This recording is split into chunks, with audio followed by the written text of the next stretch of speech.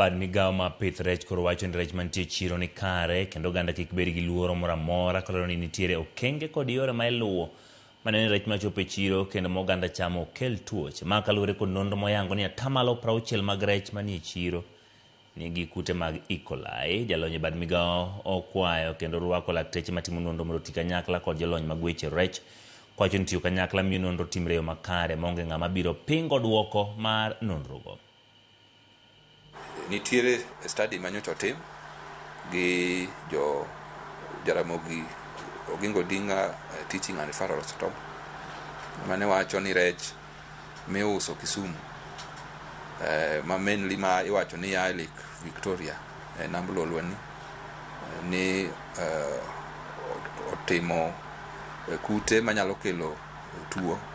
Research mano owachi otimni waneno ni ok nodhi maber gi kaka onego bed ni timo nonro e weche mag rech ma ichamo. E. coli ni ei dhano, E. coli ni ei rech, to nitie kiwango miwacho kata kidhi hospital nitie kiwango ma kage moro nitiere to wacho ni kiwango ne ni malo nyalo kelo hinyruok ne ngima dhano.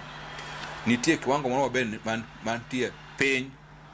Nitie seche moko kute moko medel kama be kionge go tiwacho ni ituo, ka in kode mang'eny tiwacho ni ituo, tidwa ni bed kode kiwango masawa.